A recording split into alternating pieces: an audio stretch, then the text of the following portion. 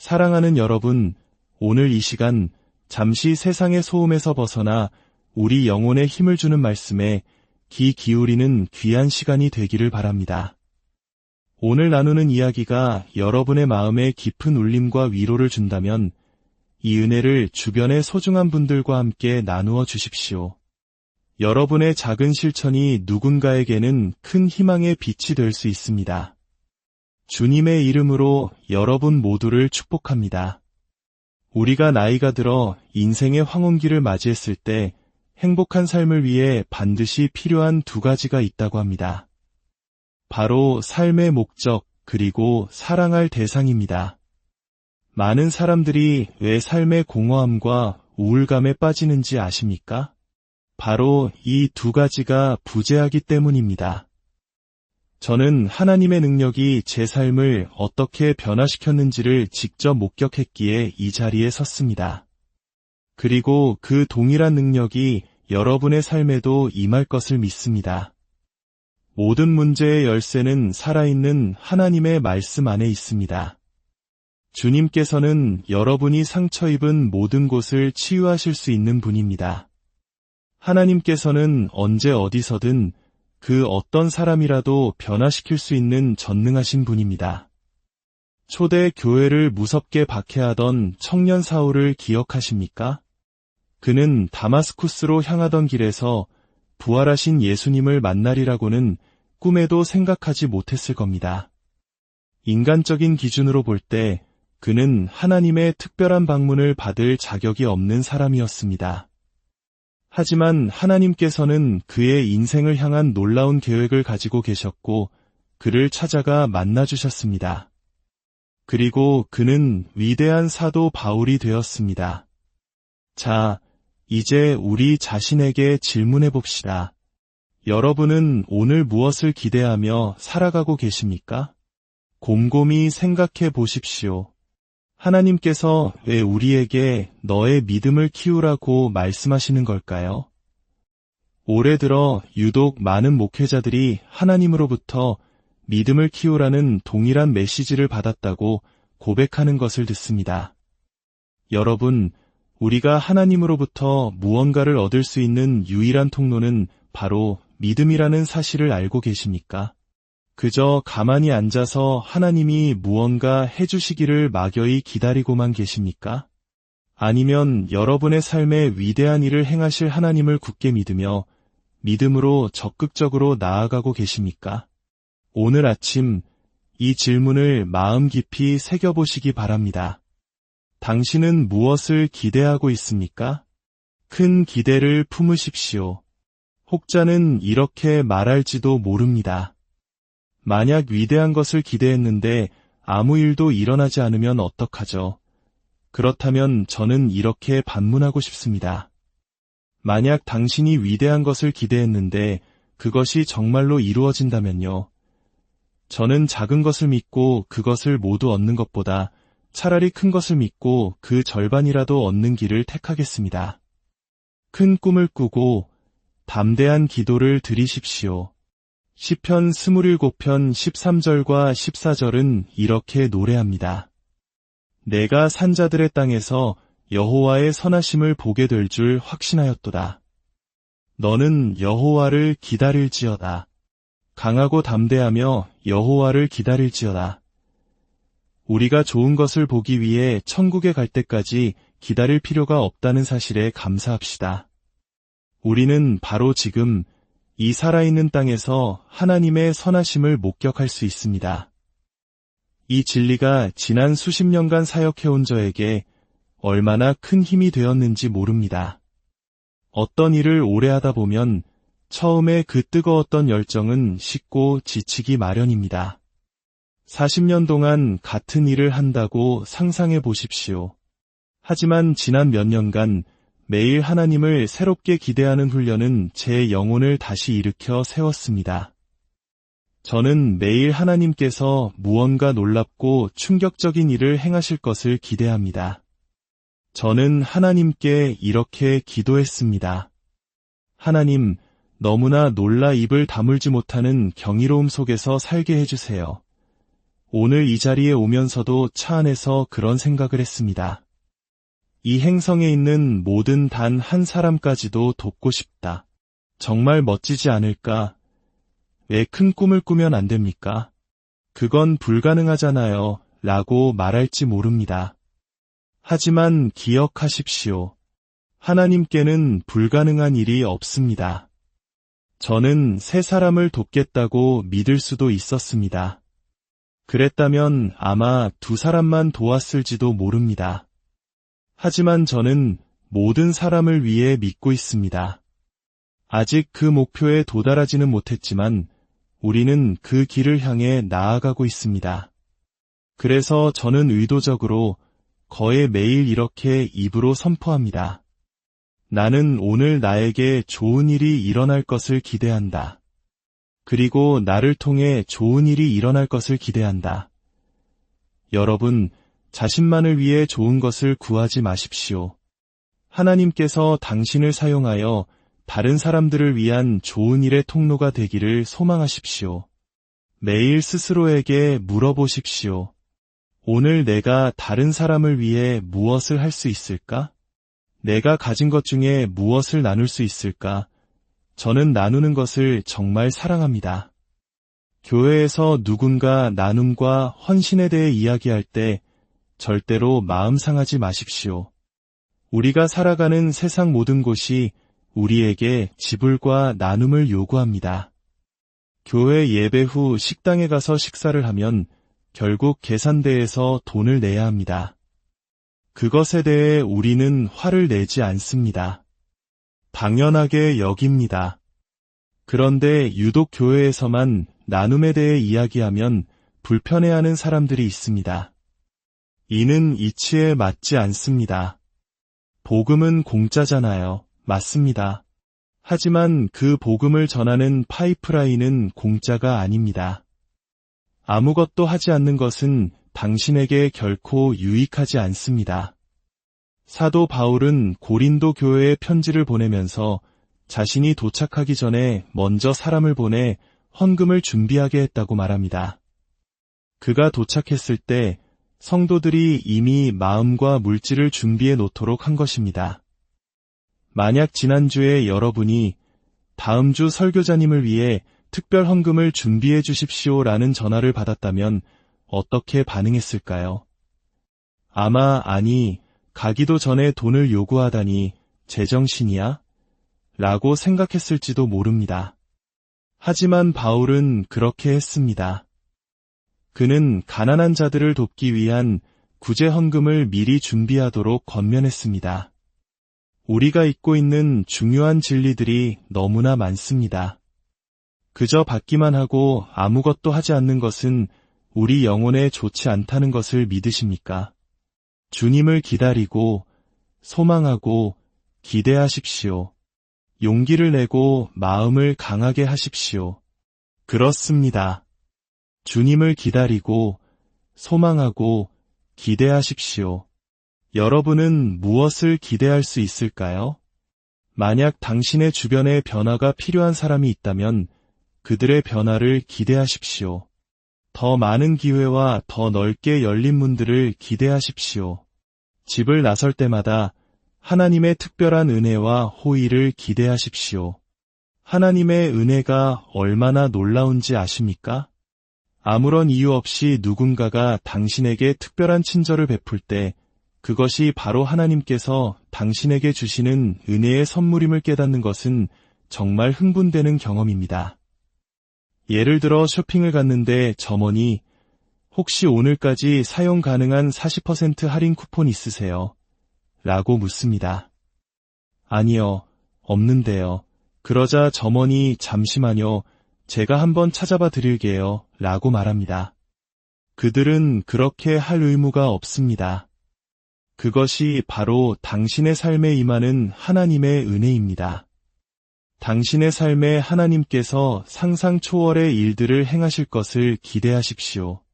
건강에 문제가 있다면 치유를 기대하십시오. 늘 아플 것이라고 생각하지 마십시오. 저는 건강하고 고통 없는 한 해를 기대하고 있습니다. 존재하지 않는 것을 마치 존재하는 것처럼 믿음으로 선포하십시오. 지금의 상황이 영원할 것처럼 현실만을 말하지 마십시오. 절대 변하지 않을 거야 라는 부정적인 말을 멈추십시오. 디모데후서 1장 6절에서 바울은 영적으로 침체된 젊은 목회자 디모데에게 이렇게 편지합니다. 그러므로 내가 나의 안수함으로 내 속에 있는 하나님의 은사를 다시 부릴 듯 하게 하기 위하여 너로 생각하게 하노니, 바울은 디모데에게 스스로 그 불씨를 다시 살리라고, 그 불꽃을 부채질하여 활활 타오르게 하라고 권면하고 있습니다. 때때로 우리는 다른 누군가가 와서 우리에게 불을 붙여주고 우리를 흥분시켜 주기를 기다립니다. 하지만 다윗은 시편에서 스스로 주 안에서 용기를 얻었더라고 고백합니다. 때로는 우리 스스로가 자신을 격려해야 합니다. 다른 사람은 당신이 겪는 어려움의 깊이를 온전히 이해할 수 없습니다. 마찬가지로 우리도 다른 사람이 짊어진 짐의 무게를 다 알지 못합니다. 아프리카에서 몇 달씩 유료 봉사를 하는 의사 선생님의 이야기를 들으면 우리는 그저 참 좋은 일 하시네라고 생각합니다. 하지만 그곳에서 겪는 어려움과 보람이 어떤 것인지 우리는 상상조차 할 수 없습니다. 하나님께서는 당신이 감당해야 할 사명이라면 다른 사람들은 이해할 수 없는 일조차도 기쁨으로 감당할 수 있는 은혜를 주십니다. 하지만 우리는 서로를 격려해야 합니다.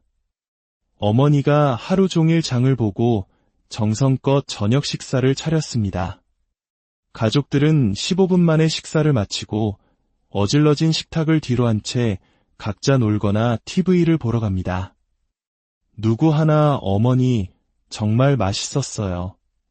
고맙습니다. 라고 진심으로 말해주지 않습니다. 우리는 서로를 세워주는 일에 더 힘써야 합니다.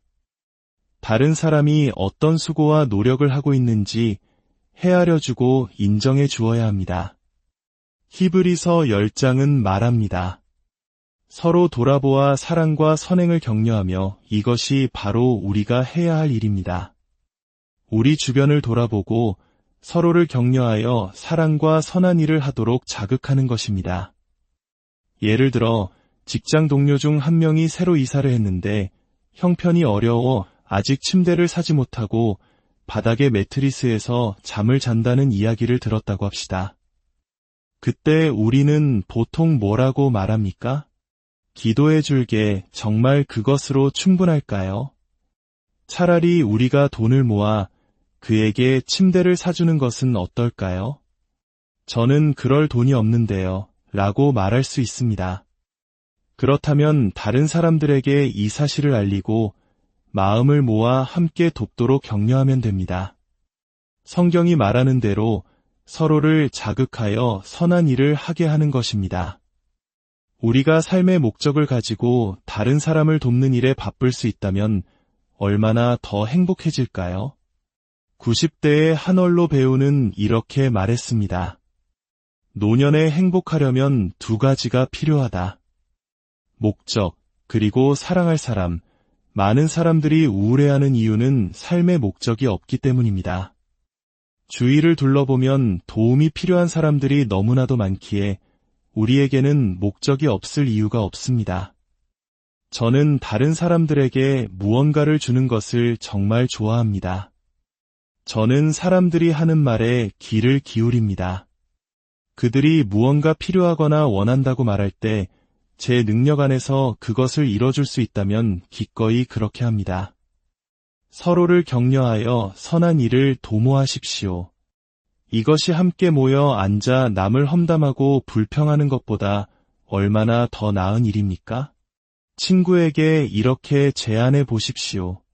우리 커피 한잔하면서 어떻게 하면 다른 사람들을 축복할 수 있을지 이야기해 보는 건 어때? 여러분, 그런 생각을 해본 적 있으신가요? 이 교회 안에도 도움이 필요한 한부모 가정, 경제적으로 어려운 이웃들이 얼마나 많겠습니까? 왜 내가 그래야 하냐고요? 모르는 사람인데, 모르는 사람이기에 더욱 좋습니다. 그것이 조건 없는 사랑의 실천이기 때문입니다. 오늘 저는 여러분이 이미 알고 있지만 잠시 잊고 있었을지도 모르는 진리들을 다시 일깨워드리고 있을 뿐입니다. 당신의 삶을 더 행복하게 만들어줄 몇 가지 실천들을 제안하는 것입니다. 행복은 가만히 앉아서 누군가 나를 행복하게 만들어주기를 기다리는 사람에게 찾아오지 않습니다. 저는 베데스다 연못가에 38년 된 병자 이야기를 생각할 때마다 늘 놀라움을 금치 못합니다. 그는 38년 동안이나 자신의 질병 속에 갇혀 있었습니다. 그곳은 천사가 1년에 한 번 내려와 물을 움직일 때 가장 먼저 들어가는 사람이 어떤 병이든 낫게 된다는 전설이 있는 곳이었습니다. 예수님께서 그에게 다가가 물으셨습니다. 내가 낫고자 하느냐? 이 질문이 얼마나 중요한지 모릅니다. 예수님은 마치 이렇게 묻는 것 같았습니다.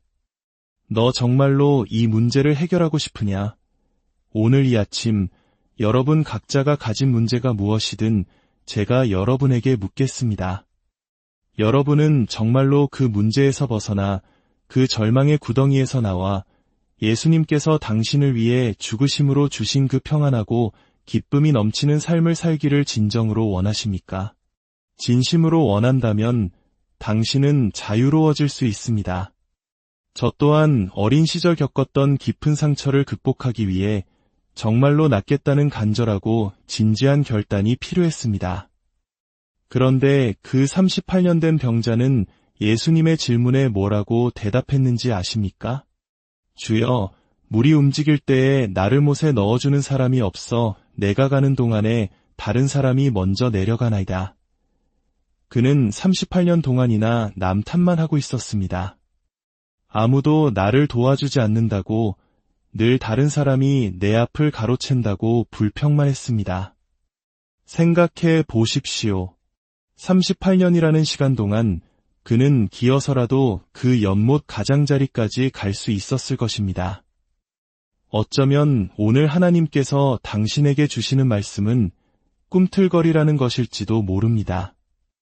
모든 것을 다 할 수 없다고 해서 아무것도 하지 않는 어리석음을 범하지 마십시오. 당신이 할 수 있는 작은 한 걸음부터 시작하십시오. 세리장 삭개오를 보십시오. 그는 키가 작다는 약점을 가지고 있었습니다. 그는 예수님에 대한 소문을 듣고 그분을 너무나 보고 싶었습니다. 그는 군중 너머로 예수님을 볼 수 없다는 것을 알자 앞으로 달려가 뽕나무 위로 올라갔습니다. 그는 자신의 한계를 극복하기 위해 행동했습니다. 예수님께서 그 나무 아래를 지나실 때 그를 올려다보시며 말씀하셨습니다. 삭개오야, 속히 내려오라. 내가 오늘 내 집에 유하여야 하겠다. 수많은 군중 속에서 예수님은 하필 삭개오를 보셨을까요? 삭개오의 그 간절함과 단호한 영혼이 예수님의 마음을 이끌었기 때문입니다. 예수님은 어떻게든 길을 찾겠다, 주저앉아 내 자신을 동정하지 않겠다는 결단력 있는 영혼을 기뻐하십니다. 하나님께서는 저에게 이렇게 말씀하셨습니다. 너는 스스로를 불쌍히 여기는 사람이 될 수도 있고 능력 있는 사람이 될 수도 있다. 하지만 둘 다 될 수는 없다. 어쩌면 오늘 당신을 위한 해답은 나무에 올라가는 것일지도 모릅니다. 예수님께서 죽은 나사로를 살리신 후에 하신 마지막 말씀이 무엇인지 아십니까? 그의 수위를 풀어주어라 였습니다. 얼마나 많은 사람들이 구원을 받았음에도 불구하고 여전히 과거의 상처라는 수위를 벗어던지지 못한 채 살아가고 있습니까? 그들은 인생이 얼마나 불공평했는지, 자신이 얼마나 억울한 일을 당했는지 신세 한탄하는 것을 멈추지 않습니다. 저는 정규 교육도 제대로 받지 못했습니다. 하지만 지금 전 세계를 다니며 말씀을 전하고 있습니다.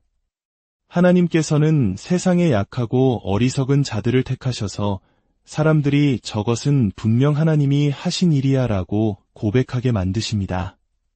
그러니 절대로 스스로를 포기하지 마십시오. 저는 하나님의 말씀을 사랑합니다. 저는 성경책을 들고 껴안고 심지어 입을 맞추기도 합니다. 저는 하나님의 말씀을 가르치는 것을 사랑하고 그 말씀이 사람들의 삶을 변화시키는 것을 보는 것을 사랑합니다. 히브리서 4장 12절은 말합니다. 하나님의 말씀은 살아있고 활력이 있어 성경에 기록된 모든 것은 생명과 능력으로 가득 차 있습니다. 우리가 시간을 내어 하나님의 말씀을 연구할 때 우리는 그분의 능력과 지혜와 진리를 우리 삶에 활성화시키는 것입니다. 오늘 말씀을 마무리하며 기도하기 원합니다. 살아계신 하나님 아버지, 오늘 들려주신 말씀에 감사드립니다. 우리 각자의 마음속에 무엇을 기대하고 있는가라는 질문을 깊이 새기게 하옵소서. 패배와 절망, 과거의 상처에 대한 기대를 버리고 살아계신 하나님께서 행하실 위대하고 놀라운 일들을 기대하는 믿음을 주옵소서. 우리에게 큰 꿈을 꾸게 하시고 담대하게 기도하게 하시며 우리 자신뿐만 아니라 다른 사람들을 축복하는 통로로 살아갈 목적을 발견하게 하옵소서. 38년 된 병자처럼 주저앉아 남 탓만하는 인생이 아니라 삭개오처럼 적극적으로 주님을 향해 나아가는 자들이 되게 하옵소서.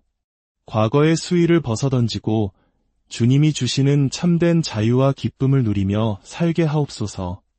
이 말씀을 듣는 모든 심령 위에 그리고 그들의 가정과 일터 위에 하나님의 치유와 회복, 넘치는 축복이 함께하기를 우리 주 예수 그리스도의 이름으로 간절히 기도드립니다. 아멘. 여러분의 삶에 하나님